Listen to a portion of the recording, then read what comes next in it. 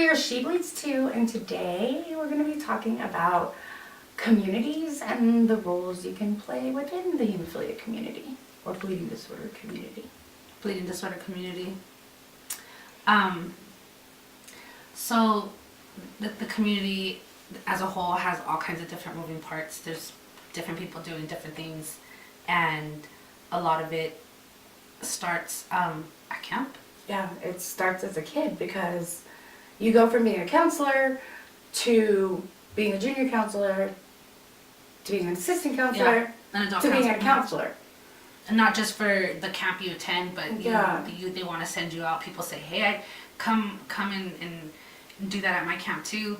But that just happened for us. Yeah. There's parents that have children and as adults didn't experience camp growing up and are raising children in the community. And so some of the things that they get involved in is different on that side of it, because I can't tell everybody, oh, go to camp, and because of camp, you know, if you didn't go to camp, then you can't be a part of the community. There's other camps that you can volunteer at, because I volunteered at, the regular hemophilia summer camp, and then I volunteered at the teen camp. Once I was of age to go to the vet camp, I was a mentor for the teen camp, for the girls. How old were you? 22. So Oh, wow. I had kids, so I wasn't volunteering at that age. At that level, I was raising my own hemo then, so I came back into the community as a parent of a child. So I left as a daughter, and I came back as a mom, and that was completely different for me too, because people that were volunteering, they were different or they had passed away. So there was a new A whole new group of people. a whole new community, and were treated with prophy, they were treated with cleaner product, so there's a different mindset, and so I had to come in on a different level and get to know the new community, because it's evolving all the time, just like how you being a part of the community would evolve, absolutely evolves, because I know that I was raised in the community, so I've been attending Christmas parties, crab feeds. I was young when I started going to like national meetings and stuff, but I got bored. I got bored just attending and sitting there, and then I started having my own ideas, or I started talking to people that I had met because I was going to camp so many times, or attending the crab feeds or the family camps. You meet the people in the community, and when you start to ask questions about why don't we do this, how come this isn't happening, then that's when you kind of cross that line from how do I say, I don't know, you're always a community member, but then you become like a volunteer, and that's what Like an activist, like an advocate. You learn to advocate, advocate. but I don't know if how much people understand a nonprofit works, and so it really takes a lot of work from the community and volunteers, and a lot of them, the community members will cross over and get into jobs, and that allow them to volunteer more frequently, and so you see the same people at the events, and it starts to form like a family. Yeah. You start to see regulars, Oh, yeah. and that helps. It helps them to have people there, more But you often. always know, oh, this certain person's gonna be, I have to go say hi to so-and-so. I have to go see, I have to, like there's always like certain people that that like, oh, they're gonna be there. I get to see them, or I haven't seen them in years, but I know they're gonna be there, like. When you It's attend the way it, the community, you have to attend. So how does that happen? You have to Apply Rose College? no, but when you find out that you have this condition and you don't know where to go, Stop for a second. Your tongue is bleeding. Oh, dear. like there's blood in your mouth. I could see it. Are we recording? Because that happens all the time. Like, I can see it on your tooth. I have Like, a your gum mouth is bleed. bleeding. Oh, gross. Hold on, stop for a second. Go ahead. Do you want to explain what happened there? My mouth bleed out of nowhere. Am I okay? Yeah, you're good. So, thank you for pointing that out to me. You're welcome. So, after camp, growing up, and everything that happened, I have kids, and I sent him to camp. And when I started missing the community and the people that from camp and that have grown up, and I want to be in their lives again. But I knew that there was something happening to me, and I had a lot of questions as to why the things that were happening to symptomatic carriers were not being addressed. And out of that question, the Female Factor was created, and that was from community members. Community women also felt that the needs of women with bleeding disorders and the mothers and the wives and caregivers in the community were not feeling supported.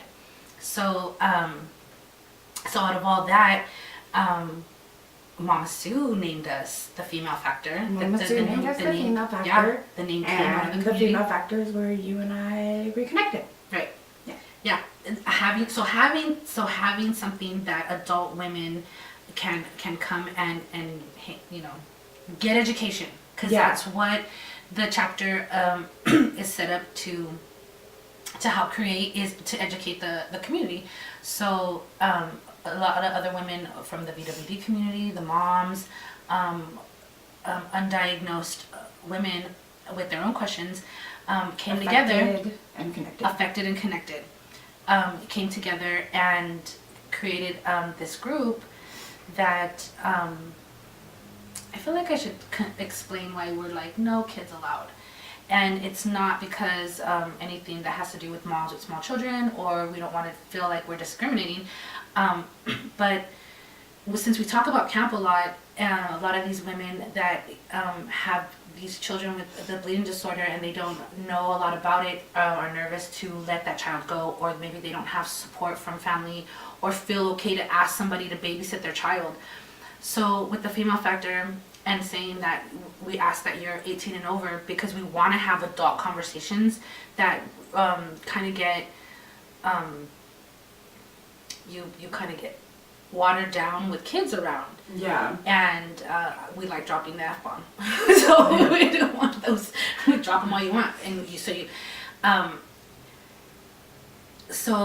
and it's like a safe place to say anything you need to say. Right. You know. Right.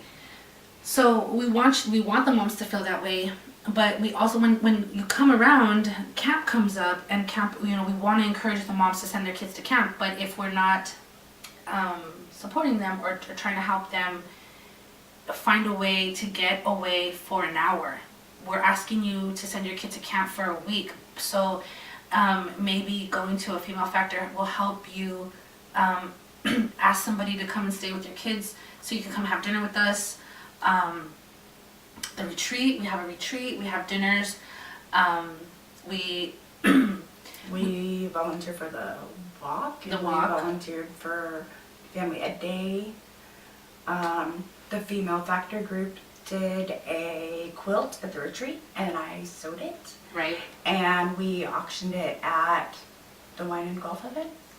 And so that's fundraising. So so this group created all these different ways to participate with outreach, fundraising, volunteering, and leadership. I think I'm missing some more, but it kind of, so you can come and participate and no one's going to ask you to do anything, but after a while, I got, like I said, as a kid being here forever, I got bored, and I wanted to see the topics of the kind of topics of education that they had, which was how to care for your hemo male 101. And that's everywhere. All those dinners, a lot of the breakouts are focused on that, and not the topics that might be affecting women without kids. Yeah. young women without kids. Yes. And so those having a space for the women to come and express that creates a space where we're evolving all the time. Yeah. And it's always changing. So I encourage you, if you have something to add, or if you have a question about why isn't this being addressed, maybe that's for you to think about crossing that line of being the participant and being a volunteer and creating change. And so that... And like, speaking of like, participating and creating change and volunteering, one of the things that I can remember doing as a teen and young adult is Ledge Day.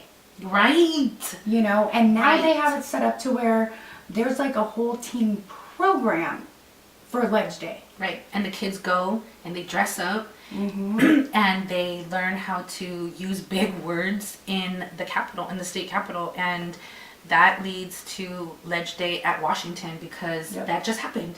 Mhm. It happens during March, and we're still in March. Yeah. Happy Bleeding Disorder Awareness Month. So that started at camp. It kind of led. You grow up, you get old. It leads into other things. Not just people with bleeding disorders. I want to encourage to get involved. The parents, the dads, Yeah. the moms. There is a place for you. We want you to not feel bad to take an hour away to have a grown-up lunch with cloth napkins, or Yeah. go to Or a a tea sip party and wine. with your girls. The tea parties The tea without parties. your kid. And I know it's hard to separate sometimes, because maybe there's inhibitors involved, maybe there's a wheelchair involved. Maybe it'll help you to have conversations with your family about needing to come to something like this, being in the community, and it builds another family. You have Yeah.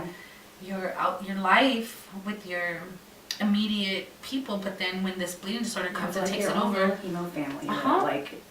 that you build over the years between camp and volunteering and outreach and advocating for yourself and advocating for others, and you just end up with this crazy mix of people that are like your family, but you've Everyone- all yeah. fought for the same things and had to go through the same issues.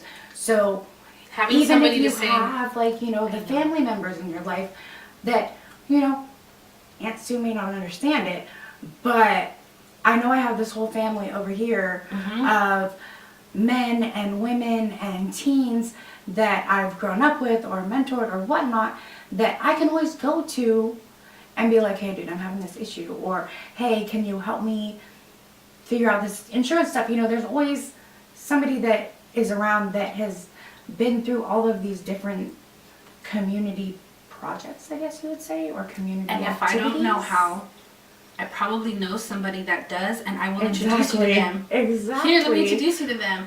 And then you start networking, Mm-hmm. and then you start, it just snowballs into so many other things and on another level too, because there's local stuff, and then you have the national stuff, there's international stuff. I'm not quite at that international. It's a little I follow overwhelming. a little bit of the Globally, it's so international on like overwhelming. Facebook, but I'm not active in it, but I follow it.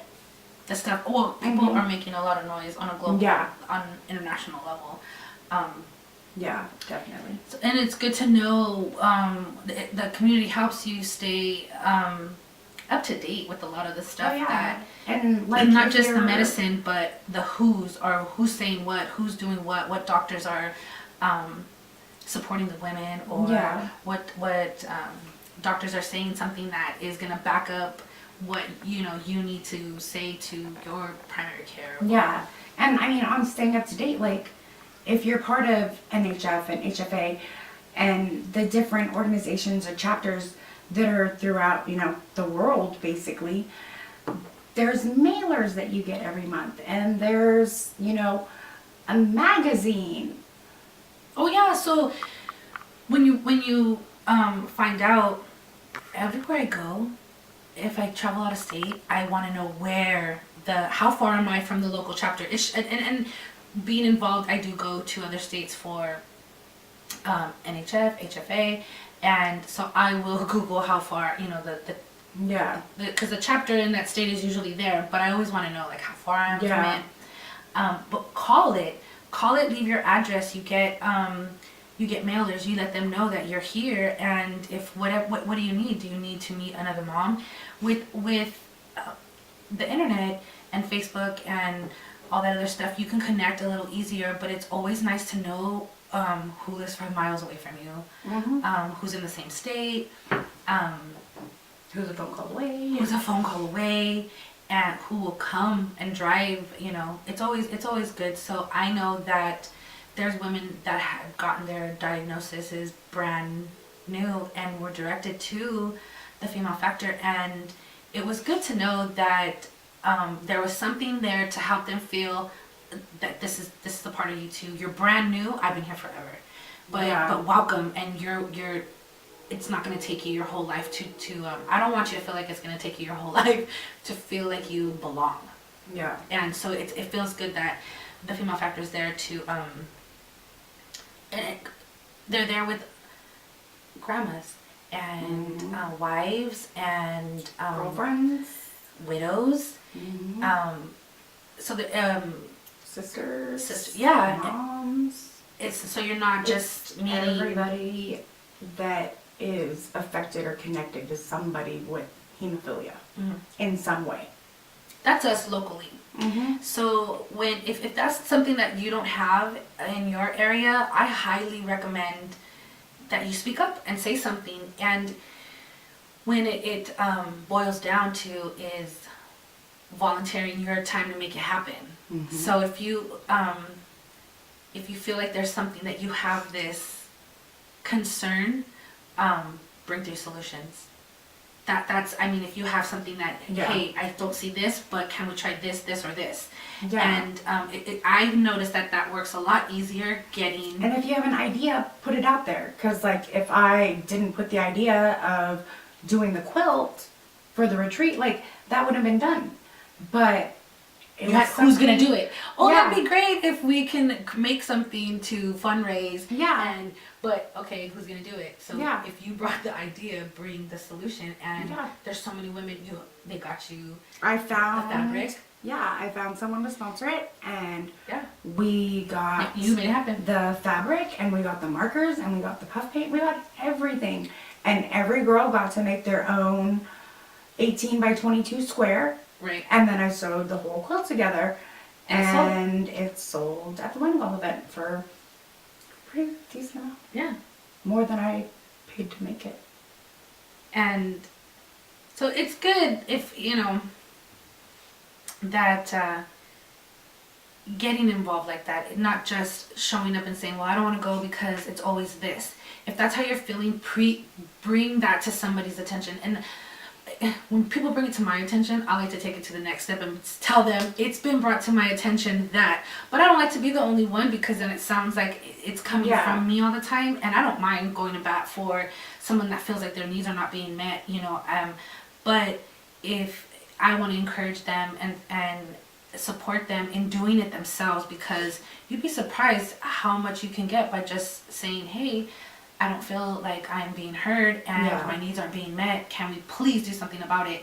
And that's what I did. That's what I did. And poof, there was the female factor. It was hard work. I don't want to say poof, it just happened. It didn't just poof. But there was a lot of meetings. It was a lot of meetings. It was a lot of phone calls, emails. It was a lot of time. It was a lot of time. And if people ask for how do you give back, and I can't give money, but I know my time is just as valuable, if not more, than whatever I can donate, because giving my time, this program was created with, I wouldn't have gotten to work with these amazing women in the community that also felt the same way about meeting the needs of the women with bleeding disorders. And so I highly encourage to get involved. Get involved. Speak up. Don't be shy. Find out if your local chapter has a women's program. And if not, you can call me. message me. I will help you. I will help you. I will tell you how I did it, because I think it's if you want it, you can make it happen. Yeah, absolutely. It's not easy, but proof. I say proof was there. I wanted it, and it happened. So that has to be there too. Yeah.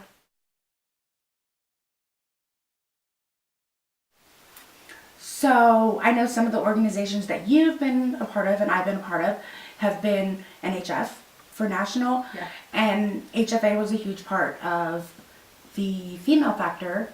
Absolutely. I'm glad you said that. And every one of them will send you a monthly or tri-monthly mailer that has a magazine or a list of events, or all of the stuff that's going on in that area, so that if you are there for that, or if you're living in that area, you know what's going on.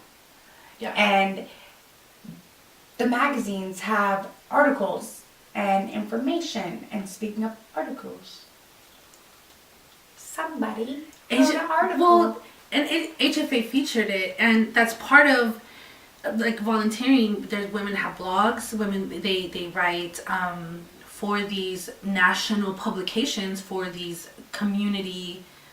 It's about the community. The community writes them, and that's what creates the education and the information. So when you dig a little deeper and you start going down the rabbit hole, and you realize like there's so much that you can do and participate in on a national level, because NHF, HFA, there's the summit and the NOW conference. But you find out about the summit and the NOW conference through the publication, the NHF mailers and the HFA mailers and the state mailers, or so you could add them on social media, but getting the mailers and being reminded, it's kind of nice having the paper, or just having that reminder too, because a lot of people do detach from social media. Or having that article of your best friend in paper form. That's pretty awesome too. Oh.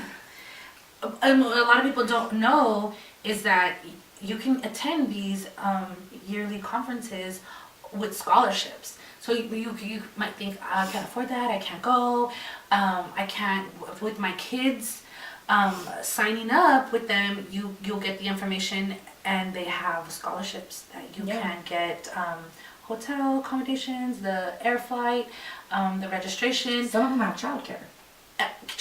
And so then you get to meet these people that you meet on social media, and you connect with, and you message, and you go, when you attend these meetings nationally, you get to meet them in person and meet more, but also to become a part of the conversation on a national level, because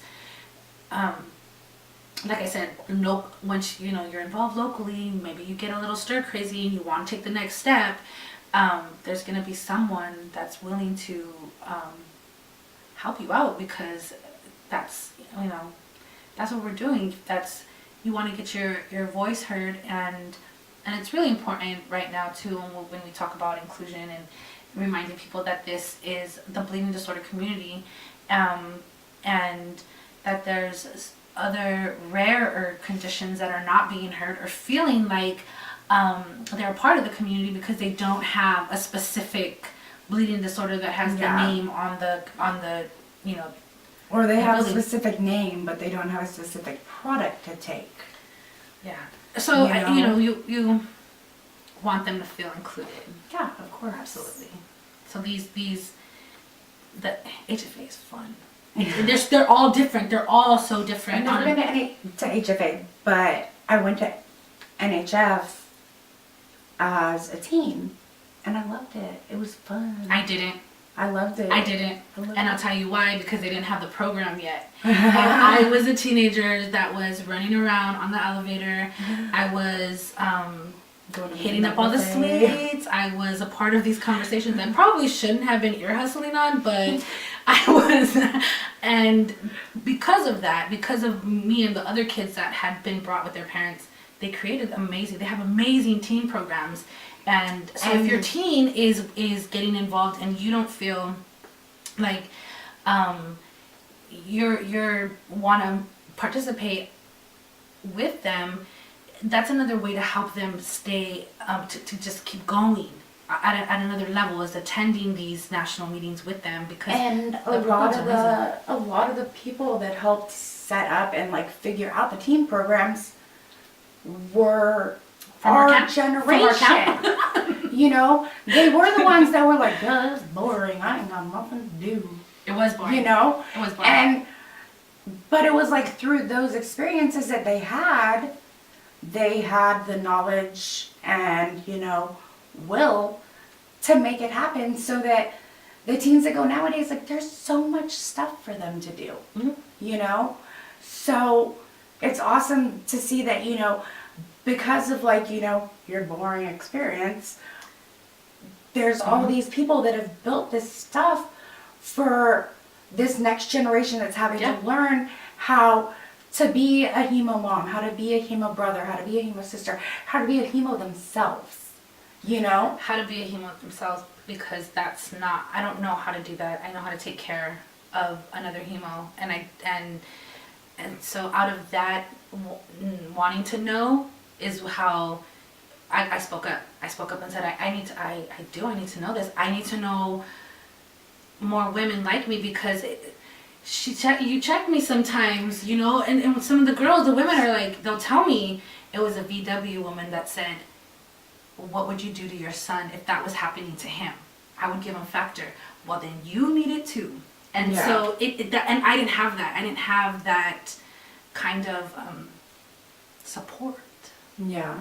until I spoke up and got bored with my position in the community, not with the community as a whole, just what I was doing. I got bored with attending the same dinners, the same talks, that I had to finally speak up and say, wait a minute, oh yeah, Krista, there's nothing, so you have to create it. Yeah. And I didn't want to, but I did it, and it changed my life. Volunteering my time changed my life. So I would, Volunteering in a community that you're part of from the time you're I was born. I was born? born this way. from the time you're born, but you know, you get active around 5 or 6, you know? Yeah. That is when you start The remembering. Christmas party But is. from 5 or 6 till you either, you know, have a family of your own, or you decide to stay in the community and make big steps, or take a step back and do your own thing. But it doesn't matter if you're gone, like, you come back and the community's there. And Yeah. the information and the, what's it called? The Education. organizations. Right. You know, they're there. And even if you do take a minute away, you're still going to get that mailer in the mail. Like, you still have that reminder. That is such a good point. You still have Not that really. reminder of, you know, Mhm. I might not be super active right now, but I'm still finding out what's going on. I still know the treatments. I still know the legislature. I still know everything that's going on, even if I might not be comfortable being there right now. Right now. You know? Right. Took me 20 years. Right? Oh, it took me 10. I don't stuck know. around a little longer and came back a little. No. This was fun. This conversation was great. Absolutely. I enjoyed this. So if you have any questions about how and what I did to I would like to call the Female Factor a very successful chapter supported program. And I'm very proud of that. I was a part of that, and it's evolved, and new leadership has stepped in, and that's what I'm hoping to see, is that the women step up and say, hey, my needs are not being met, and have a platform to say that and a space to create what they need. Yeah. Did I say that right? I hope so. I said that right. Because I love you guys. I love you guys. And it's lonely. Bleeding disorders are it's lonely. You get lonely, and I don't ever want anyone to feel like they're alone. You're not going through this alone. So, You're not alone. because she bleeds too. Oh, wow. I love you. Yeah, too. Aw. I'm getting sensitive. It's gonna make my heart cry.